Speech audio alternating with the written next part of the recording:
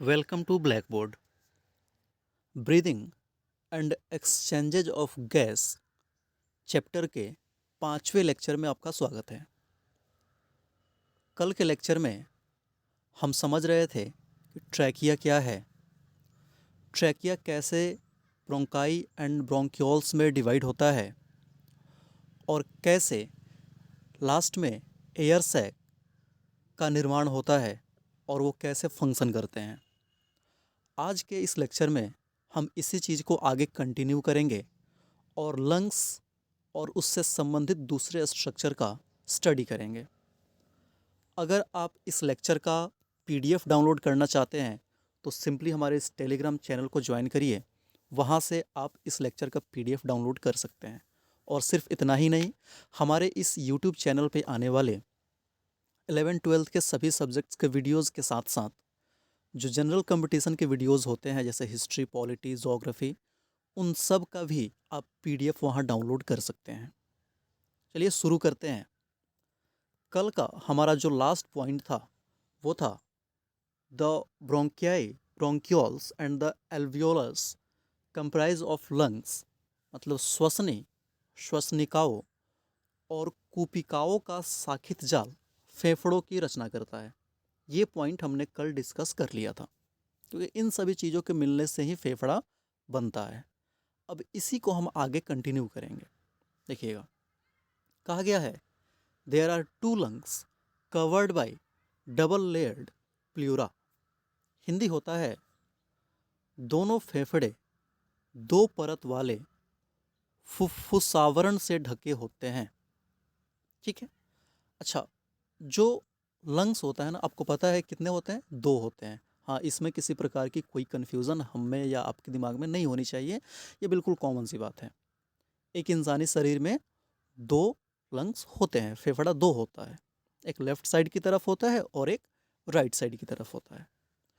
और जो हवा हम सांस से ग्रहण करते हैं जिसमें ऑक्सीजन भी होता है, अच्छा मैंने यहाँ कहा ऑक्सीजन भी होता है, इसका मतलब है जो एयर हम शरीर के अंदर ले रहे हैं उसमें बाकी गैसेस भी होती है।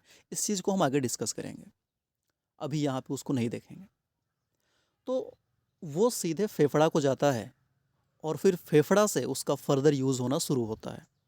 फेफड़ा से ब्लड में पहुंचा और ब्लड के सहारे वो सभी कोशिकाओं में पहुंचा और कोशिकाएं उसका इस्तेमाल करती है। कुछ इस तरीके से हमारा शरीर फंक्शन करता है।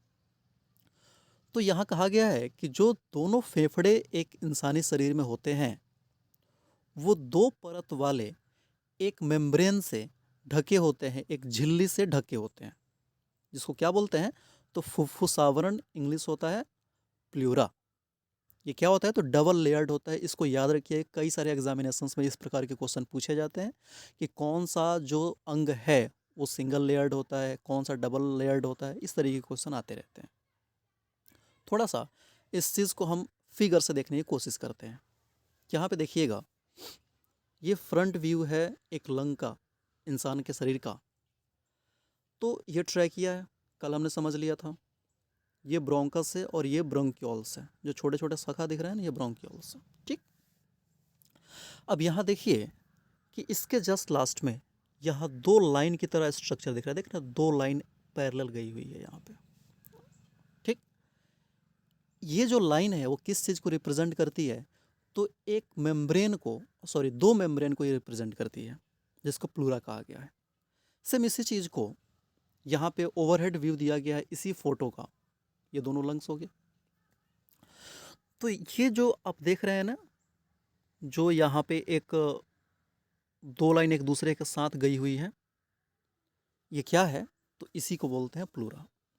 और इन प्लूरा के बीच में देखिए, जैसे कि अगर प्लूरा कुछ ऐसे गई है, एक दूसरा प्लूरा कुछ ऐसे गया है, तो इनके बीच का जो स्पेस है, ये वाला खाली स्पेस है, उनको क्या बोलते हैं? तो प्लूरल स्पेस कहा जाता है। ठीक है। क्या बोलेंगे? तो प्लूरल स्पेस बोलेंगे। तो इसी प्लूरा की बात करी गई है। देख रहे हैं ना, दोनों फेफड़े दो परत वाले फुफ्फुसावरण से ढके रहते हैं। आगे बढ़ते हैं। Between the pleural membrane is filled with a pleural fluid which reduces friction on the lungs surface। Hindi देखते हैं। हिंदी होता है फुफ्फुस झिल्लियों के बीच फुफ्फुस द्रव भरा होता है जो फेफड़े की सतह पर घर्षण को कम करता है। अब देखिएगा यहाँ पे, ये पूरा फेफड़ा हो गया है ना। तो जो प्लूरा है, जो मतलब मेम्ब्रेन है 2 लेयर्ड वाला, जो इसका इनर मेम्ब्रेन है जो कि अंदर की तरफ है, यहाँ पे देख रहे हैं अंदर की तरफ है, और एक बाहर की तरफ भी मेम्ब्रेन है जिसको आउटर मेम्ब्रेन कहेंगे, आउटर प्लूरा कहेंगे। तो जो इनर इनर प्लूरल है और आउटर, इनके बीच में एक लिक्विड भरा होता है जिसको प्लूरल फ्लूइड के नाम से जानते हैं, फुफ्फुस द्रव के नाम से जानते हैं। और उसका काम क्या होता है, तो जो लंग्स के बीच फ्रिक्शन होता है, सतह पे जो फ्रिक्शन होता है, घर्षण होता है, उस घर्षण को मिनिमाइज करना, उस घर्षण को कम करना। अगर आपने फिजिक्स में फ्रिक्शन पढ़ा होगा तो सर बताए होंगे कि फ्रिक्शन को किस प्रकार से आप घटा सकते हैं और कैसे उसको बढ़ा सकते हैं। तो वहाँ पे आपने पढ़ा होगा कि बहुत सारे स्नेहक लुब्रिकेंट्स होते हैं जिसका यूज़ करते हैं फ्रिक्शन को घटाने के लिए। तो ठीक यहाँ भी लंग्स का जो सरफेस होता है, उधर फ्रिक्शन कम करने के लिए जो प्लूरल फ्लूइड होता है वो फिल्ड होता है, और यहाँ वो एक लुब्रिकेंट की तरह काम करता है। और उससे क्या होती है, तो जो बिल्कुल सॉफ्ट सी स्ट्रक्चर होती है लंग्स, उसको हानि नहीं पहुंचता है। ठीक, आगे देखते हैं। रेस्पिरेटरी सिस्टम जो है, श्वसन तंत्र, इसको 2 भागों में बांटा गया है।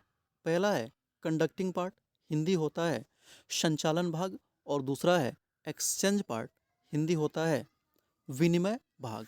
ठीक है, अब एक एक करके हम समझने का प्रयास करेंगे कि कंडक्टिंग पार्ट क्या होता है, संचालन हिस्सा क्या होता है, और एक्सचेंज पार्ट अर्थात विनिमय भाग क्या होता है। चलिए शुरू करते हैं इस चीज़ को। कंडक्टिंग पार्ट के बारे में लिखा गया है, the function of the conducting part is the transport of the atmospheric air to the alveoli। ठीक है, the function of the conducting part मतलब जो कंडक्टिंग हिस्सा है, संचालन हिस्सा, उसका काम क्या होता है, तो द ट्रांसपोर्ट ऑफ मतलब ढोना, किसको, तो atmospheric air to the alveoli, जो वायुमंडलीय हवा है उसको कहाँ तक, तो जो वायु कोष बने होते हैं फेफड़े में वहाँ तक ढोना है। It also prevents the entry of the foreign particles, मतलब ये बाहरी कणों की जो प्रवेश करने की प्रक्रिया होती है उसको भी रोकता है कि वो शरीर को हानि ना पहुंचाए। Humidifies and bring the air to the body temperature, Hindi होता है संचालन भाग का कार्य वायुमंडलीय हवा को एल्वियोलाई तक ले जाना होता है। यह विदेशी कणों के प्रवेश को भी रोकता है और हवा को आर्द्र करता है तथा उसे शरीर के तापमान पर लाता है। क्या क्या काम हो गया कंडक्टिंग पार्ट का, तो पहला है कि वायुमंडल से हवा को एल्वियोलाई तक पहुंचाना, वायु कोष तक पहुंचाना। दूसरा काम है कि अगर कोई फॉरेन पार्टिकल है हवा में मिला हुआ या ऐसे भी, तो उसको एंट्री से रोकना, उसके प्रवेश को रोकना।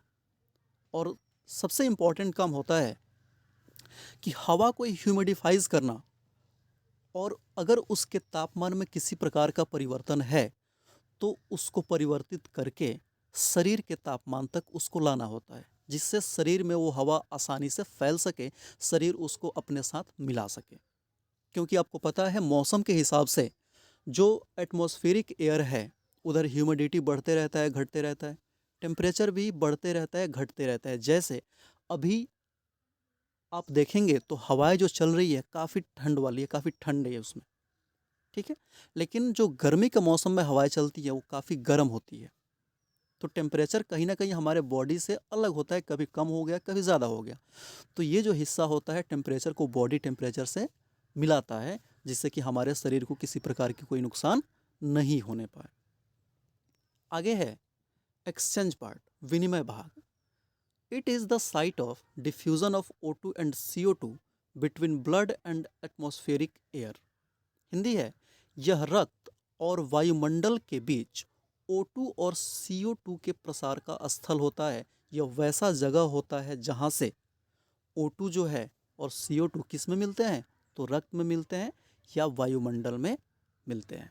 ठीक, चलिए आगे बढ़ते हैं। The steps involve in respiration are follow, मतलब जो श्वसन की प्रक्रिया होती है उसमें निम्नलिखित चरण होते हैं, क्योंकि श्वसन एक कॉम्प्लेक्स प्रोसेस है तो बहुत सारे छोटे छोटे स्टेप्स में पूरा होता है। तो ये सभी स्टेप्स उसमें शामिल होते हैं। पहला है ब्रीदिंग और पल्मोनरी वेंटिलेशन। दूसरा है डिफ्यूज़न ऑफ गैसेस, गैस में कौन कौन सा, तो oxygen and carbon dioxide across alveolar membrane. Next है transport of gases by blood, जो रक्त होता है उससे गैस का क्या करना, परिवहन करना। लास्ट है diffusion of O2 and CO2 between blood and tissue, मतलब रक्त और ऊतक के बीच डिफ्यूज़न किसका, तो ऑक्सीजन का और कार्बन डाइऑक्साइड का। ये सभी स्टेप्स मिल के रेस्पिरेशन को पूरा करते हैं। हिंदी समझ लेते हैं। एक और है oxygen is utilised by cell for catabolic and process and resultant release of CO2। Hindi होगा श्वसन या फुफ्फुसीय वेंटिलेशन, मतलब सिंपल है, श्वसन क्या, तो ऑक्सीजन लेना, CO2 रिलीज करना। दूसरा है वायुकोशीय झिल्ली में गैसों का प्रसार। ये अगला स्टेप होता है, क्योंकि जो हम सांस लिए क्या, ऑक्सीजन, तो वो जाके वायुकोश में भरेगा, फिर वहाँ से वो फैलना शुरू करेगा और वैसे ही जो CO2 रिलीज होता है वो भी वहाँ पहुँचेगा। तीसरा है रक्त द्वारा गैसों का परिवहन।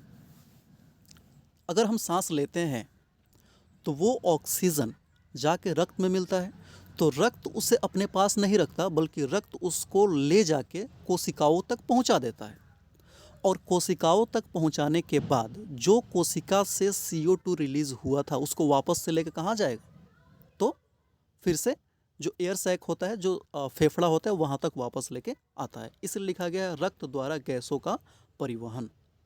अगला है रक्त और कोशिकाओं के बीच ऑक्सीजन और कार्बन डाइऑक्साइड का प्रसार, क्योंकि मैंने कहा कि रक्त तो अपने पास रखेगा नहीं, वो CO2 ले जाकर दे देगा फेफड़ा में, और फेफड़ा से ऑक्सीजन ले जाकर देगा किसको, कोशिकाओं को। और लास्ट होता है कोशिकाओं द्वारा ऑक्सीजन का उपयोग अपचयी प्रक्रियाओं को पूरा करने में तथा परिणामतः CO2 का उत्सर्जन। अब जैसे ही ऑक्सीजन पहुंचता है कोशिका में तो कोशिका क्या करेगा, उसका उपयोग करेगा, जो भी कैटाबॉलिक प्रोसेस होता है उसको फाइनलाइज करने में, वहाँ से एनर्जी प्रोड्यूस करने में। तो इस प्रोसेस में क्या रिलीज होता है, तो कार्बन डाइऑक्साइड रिलीज होता है। ये इसका लास्ट प्रोसेस होता है। इतनी सारी स्टेप्स होती है रेस्पिरेशन को कंप्लीट करने के लिए। इसके आगे हम अगले अपने लेक्चर में डिस्कस करेंगे। आई होप आपको इतना सब कुछ क्लियर हो गया होगा। Thank you for watching. Thank you very much.